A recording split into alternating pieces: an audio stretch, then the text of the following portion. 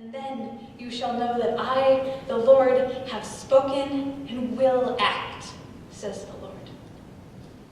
This is the word of the Lord. Thanks be to God. You may be seated.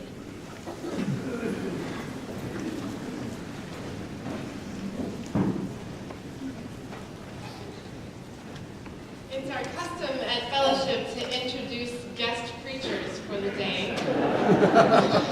You may not recognize our guest preacher for the morning because he doesn't have his guitar in front of him, but this is Jordan.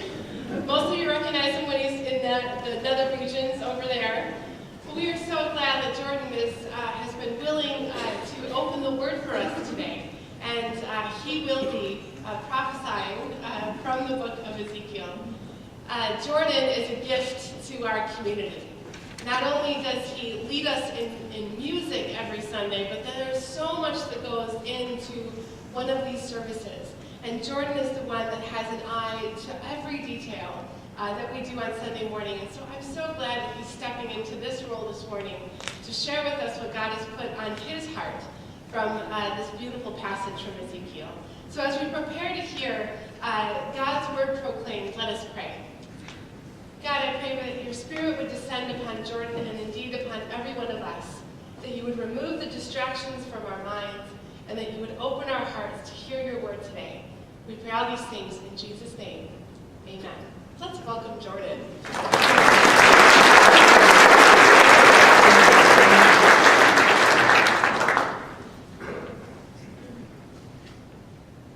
The Lord be with you. Also with you. Actually, would you mind if I grabbed my guitar? I feel a lot better. It's kind of like a teddy bear or security. I think I'd be more comfortable. I'm just kidding. It's really good to be standing here this morning, even though it's maybe a step or two outside of my comfort zone. Something you may not know about me, but some of you may, if you know me well, is that I love science fiction. It's easily my favorite genre of both film and literature. Some of my oldest and closest friendships have been formed out of a mutual love of Star Wars and other nerdy, maybe even nerdier things than that. I believe, and my favorite science fiction has a way of being prophetic. It has a way of showing us possible futures or revealing hidden real-world truths, fears, or injustices. More often than not, the futures that are shown in science fiction are bleak, and the revelations are less than flattering to humanity. Now, one of the most popular science fiction franchises ever, and one that gives us a rare, optimistic view of the future, is Gene Roddenberry's Star Trek. What started out as a 1960s television show has become a legitimate subcultural phenomenon, with conventions and spin-offs and movies and toys and games, and even a Star Trek-themed Christian church, where congregants and musicians and priests all show up to worship in their Sunday best, their Starfleet uniforms. I am not kidding about that. That is a real thing. Look it up. Next week. Starfleet. In 2009, the Star Trek movie franchise was rebooted with a new cast and a new timeline. In this new series, we're reintroduced to Captain James T. Kirk and the rest of the crew of the Starship Enterprise. We get to meet in a new way all of the beloved characters from the original series. And among Kirk's closest friends is the ship's medical officer, Dr. Leonard McCoy. Some of you might see where I'm going with this already. What was Dr. McCoy's nickname? Where are my Trekkies? Bones! I was really hoping someone would correct me on Trekkie versus Trekker. That's beyond nerdy.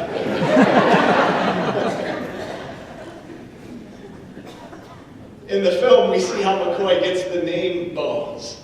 When we first meet Dr. McCoy, he's making a huge scene as he boards a shuttle to the Enterprise. True to his grumpy and pessimistic persona, McCoy is listing in graphic detail all the many ways one might meet their end while traveling.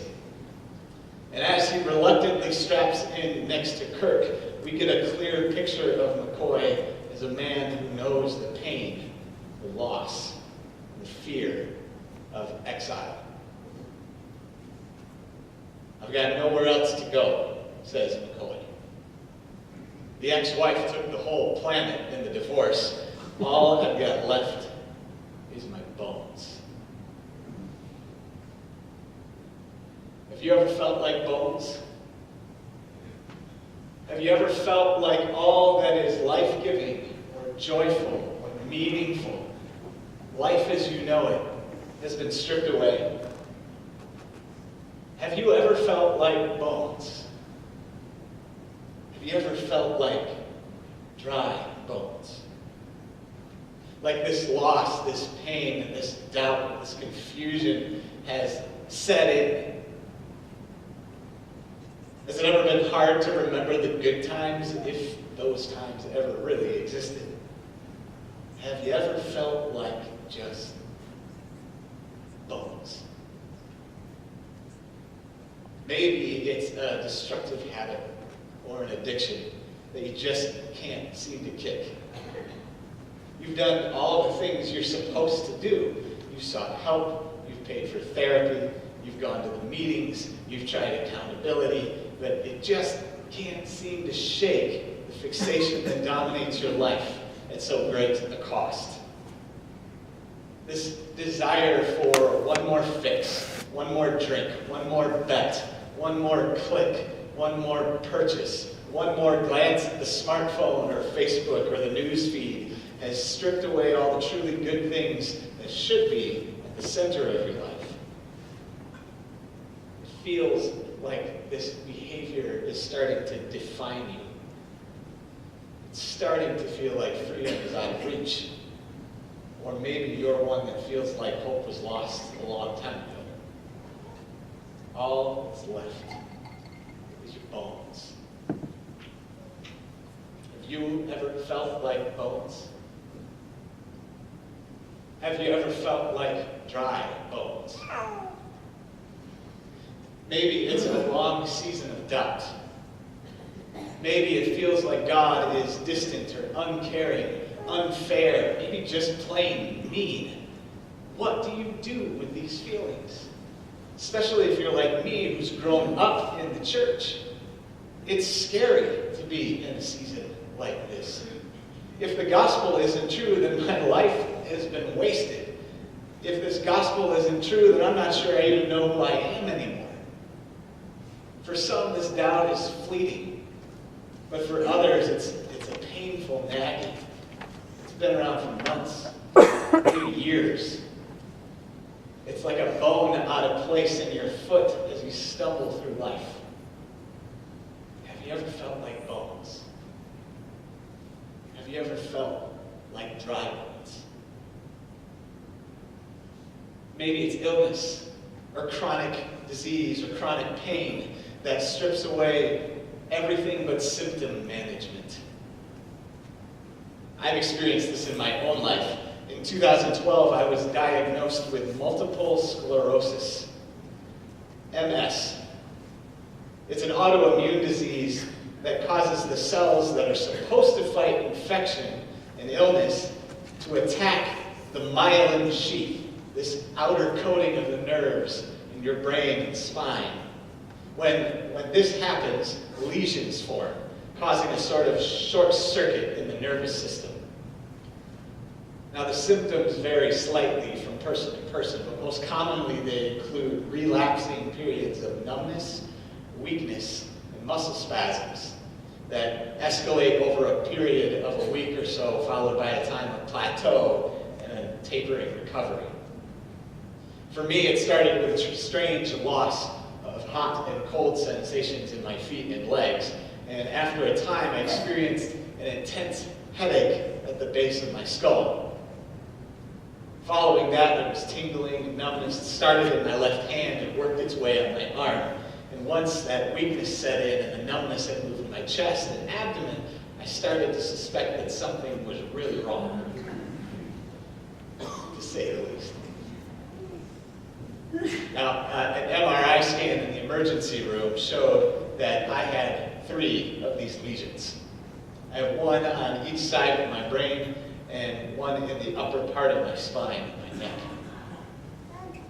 But the worst had not yet come. In the week or so following my diagnosis, symptoms had spread across my chest and into my other arm and hand. Eventually, my right arm was so weak that I couldn't do simple things like hold a fork to eat, turn a doorknob, or type on a keyboard, and I certainly couldn't play guitar. Eventually, I had a little bit of trouble walking. Muscle spasms wouldn't let me sleep for more than 2 hours at a time, and fatigue began to set in like a fog hanging over my every thought. Now, as bad as all that might sound, my symptoms are actually considered mild compared to many others who struggle with this same disease. I'm lucky to be living in a time when MS no longer guarantees that you're going to be in a wheelchair in a matter of years. And I'm happy to say that due to good doctors and good medicine, that I've been not symptom-free, but relapse-free for going on 4 years now.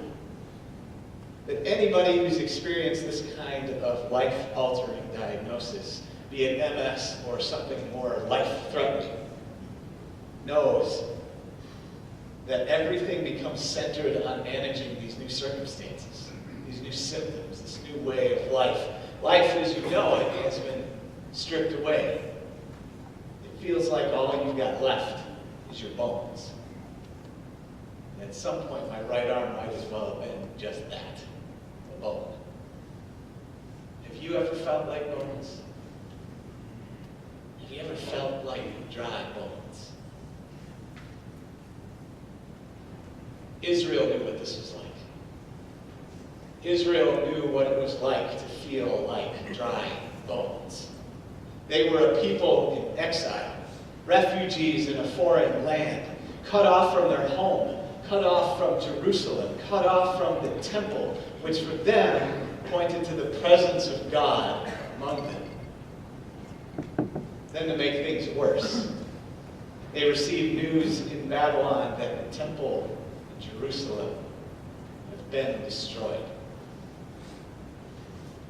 So not only are they separated from their home, it now seems like there's not a home to return to. Even more disturbing, with the temple, with the destruction of the temple, it feels like there may not be a God to return to. It's not just a loss of material. It's a loss of dignity. It's a loss of identity. It's a loss of hope. Babylon had taken everything. All they've got left is their bones. Have you ever felt like bones? Have you ever felt like dry bones?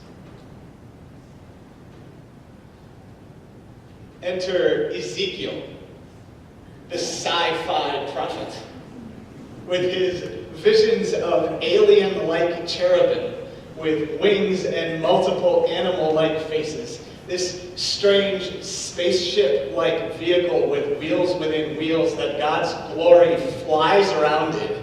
And this vision that we saw today of a valley full of bones coming back to life that can only be described as a scene from a zombie movie. All right? Ezekiel, the sci-fi prophet. Ezekiel's prophesying at the same time as Jeremiah, who we heard from a few weeks ago. But unlike Jeremiah, who was left behind in the exile, Ezekiel is among the first wave of exiles to Babylon. Ezekiel knows what it's like to feel like bones. He knows the pain and loss of exile into. Ezekiel is in exile. And Ezekiel knows that this exile is an exile of Jerusalem's, of Israel's own making. Now Ezekiel had warned them in exile that Jerusalem was going to be destroyed. He had warned them that the temple was going down too. And it was because of Israel's disobedience, primarily their idol worship. Ezekiel's message for the first half of his book is, this is your own doing. It is not a very comforting message. It's easy to understand. If Israel understood that, it's easy to understand why they would think that God had cut them off, that God was sick of them, that God no longer wanted to have anything to do with them. It had to have been a hopeless feeling. They had ruined everything. All they've got left is their bones. Even those are all dried up. Have you ever felt like bones? Have you ever felt like dry bones? As important as it is to see Ezekiel's vision through the lenses of our personal lives, Ezekiel is speaking to an entire community of people. This is a communal trauma that Israel has experienced. These bones are the whole house of Israel, God says. So this begs the question, what are the dry bone valleys we've created as a church, as a city, as a country? What is causing the body count to rise and the bones to pile up and dry out? Could it be political tribalism? Sounding off in our echo chambers that never challenge our perceptions of the world and declaring that those who see differently are either ignorant or ill-intentioned. I confess to you that I'm guilty of that. Could it be our treatment of the refugee and the immigrant? Could it be our complicity in systems that keep the poor stuck in poverty and the hungry in need of food? Could it be these things? The smartphones, the tablets, the television, the constant stream of status updates, streaming television, and breaking news. Could it be our refusal to acknowledge our privilege and our reluctance to use it for the good of those with less? Could it be our unwillingness to look weak? Our unwillingness to give up power? Are these communal sins, these mass graves of our own making, cutting us off from God and from one another? Are we beginning to look like dry bones? Ezekiel's message at the beginning of his career is one of judgment. But once Israel receives the devastating news that the temple has been destroyed, his message turns to one of hope. In earlier chapters, Ezekiel writes that he has seen the glory of God leave the temple and leave Jerusalem. This might sound distressing at first. After all, remember, the temple is the symbol of God's presence with God's people. So the departure of God's glory from the holy place may have felt like God has abandoned us. But Ezekiel's vision of God mounting a chariot led by angels may not be a vision of abandonment. Maybe vision of pursuit. Ezekiel's earliest vision of God on the move is before Jerusalem is sieged and the temple destroyed. God leaves God's dwelling place, mounts God's chariot, and goes to Babylon. This exile may be an exile of Israel's own making. God may not be willing to keep it from happening, but God will remain faithful in the midst of their trouble. God will go with them into exile, and God will lead them back.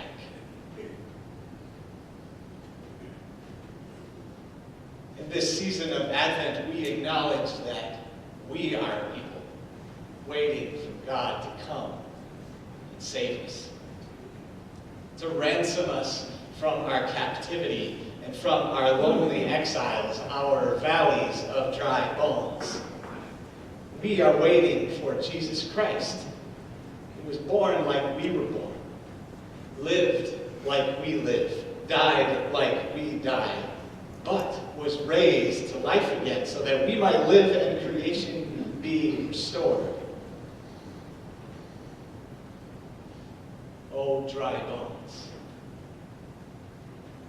hear the word of the Lord. I will put on sinews and muscles and tendons. I will put on flesh and cover myself with skin. I will breathe the air you breathe, and in Jesus Christ you shall live. In Jesus Christ I will cause breath to enter you. I will lay muscles and tendons on your dry bones. I will cause flesh to come upon you and cover you with skin, and you shall live. I will heal the divisions among you. I will bring justice to all people. I will break your destructive habits and your addictions. I will stay with you even in your doubt. I will heal you of your illnesses. I will restore your myelin sheath. I will heal your loneliness and your heartbreak and your despair. I will make a path home for you, and you shall live. Amen. The promise of this text is not that we will never face exile. It's not that we will never face pain. It's not that we will never face death or loss or injustice.